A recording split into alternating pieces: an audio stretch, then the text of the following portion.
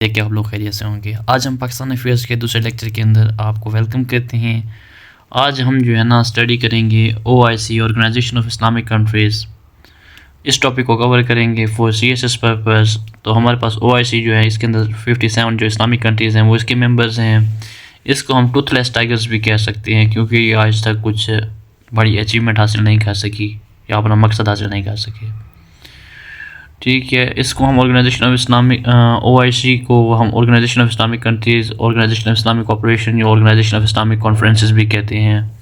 इसका स्ट्रक्चर क्या है? इसमें एक होती है हमारे पास समिट ऑफ OIC जिसके अंदर हेड ऑफ स्टेट्स होते हैं, डिसीजन मेकिंग होती है, अथॉरिटेटिव बॉडी है और ये हर 3 साल के बाद जो है ना अपना रिपीट करती है टेन्योर को, समिट होती है मतलब।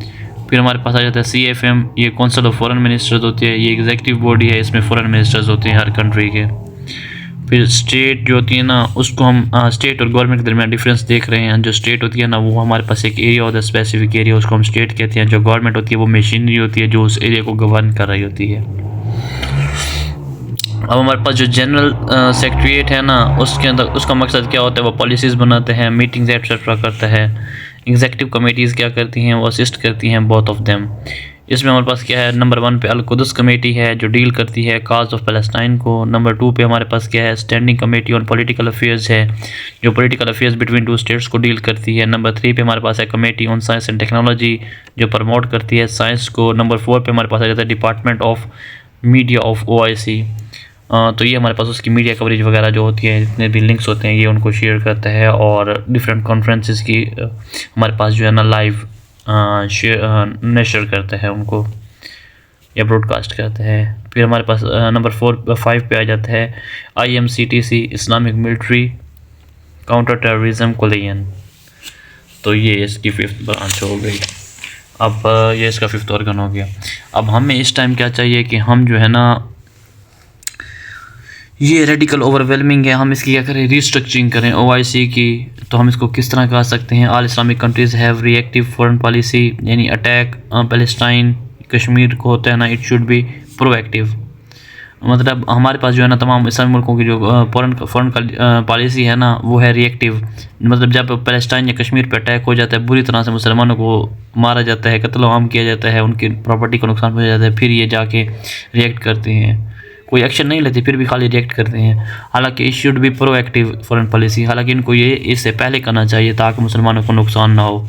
इसके अंदर स्ट्रक्चर तब्दीली ये कर सकते हैं और इसकी हम रीस्ट्रक्चरिंग कर सकते हैं। Force on counter terrorism not needed, UIDF पहले से है पड़ी। हमारे पास क्या होना चाहिए? फोर्स ऑन, हमें काउंटर टेररिज्म के लिए फोर्स नहीं चाहिए, हालांकि हमें चाहिए यूनाइटेड इस्लामिक डिफेंस फोर्स चाहिए जो इन्होंने पहले काउंटर टेररिज्म के लिए बनाई हुई है। वो फोर्स तो किसी काम की नहीं है। जो इस्लामिक डिफेंस फोर्स होगी, अगर किसी एक इस्लामी मुल्क पे हमला होता है तो वो सारी फोर्स उस पर हमला करे, जैसे यूरोपियन यूनियन के अंदर है। तो ये काउंटर टेररिज्म वाली फोर्स अच्छा हमें UIDF चाहिए। ठीक है, जो इकोनॉमिक यूनियंस है ना should be there, uniform trade policy होनी चाहिए जो कि नहीं है अभी तक। हमारे पास केयर की था जनरल जो है ना ऑयल, व्हीट और गैस जो है ना ये रशिया के पास है। जर्मनी जो है ना नॉर्थ स्ट्रीम 2 गैस जो लाइन थी जर्मनी और रशिया के दरमियान में, वो चीज़ है। इस तरह की चीज़ें जो है ना ये इकोनॉमिक यूनियंस जो है ना वो बननी चाहिए इन इस्लामिक कंट्रीज़ के दरमियान भी, और इनकी कॉमन करेंसी होनी चाहिए। अब जैसे ये वाला वाक़या हुआ था साइफर वाला, तो उसको प्रूव करना चाहिए था, इन्होंने ऐसे ही छोड़ दिया। ठीक है, तो ये फिर OIC की ऑर्गेनाइजेशन का फिर मतलब एक रोल जो है ना वो समझ ही नहीं आता कि ये क्या प्ले कर रही है। तो नंबर 4 पॉइंट हमारे पास कह दिया, should be an Islamic security council with no veto powers. एक ऐसे इस्लामिक सिक्योरिटी काउंसिल भी होनी चाहिए जिसके अंदर वीटो पावर्स ना हो। There should be a crisis management unit, यानी climate change, wars, legal crisis, social, मतलब एक तरह का हम चाहते हैं कि हमारे पास जो OIC है ना ये भी यूनाइटेड नेशन की तरह मॉडिफाई हो जाए।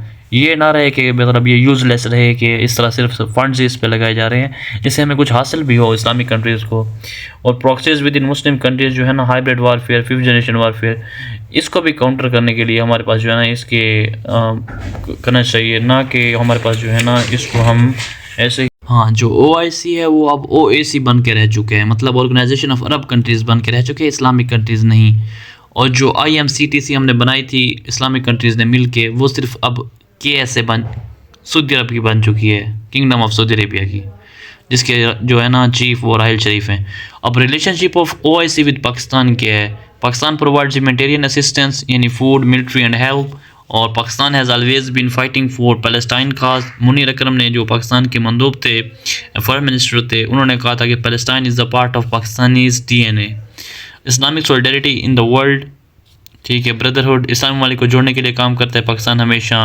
IMCTC जो है ना वो राहिल शरीफ लीड कर रहे हैं, जो कि पाकिस्तान से हैं, मिलिट्री हैं, उनकी जॉइंट एक्सरसाइज पाकिस्तान करवाते हैं, इस्लामोफोबिया के साथ डील कर रहे हैं विद दिस थ्रेट।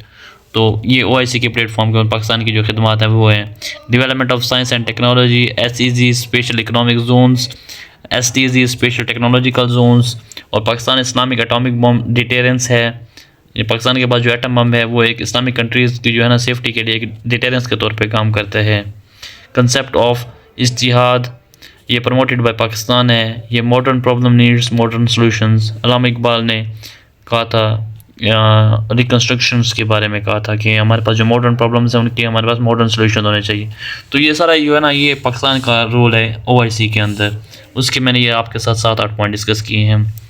9 हो गए, ठीक हो गया। तो इससे अगर आप OIC का एक टॉपिक बनाते हैं और इनके ऊपर पैराग्राफ लिखते हैं तो इंशाल्लाह आपका तो अच्छा खासा बन जाएगा। 7 फैक्ट्स एंड फिगर्स देंगे तो आपका CSS के नोट्स प्रिपेयर्ड।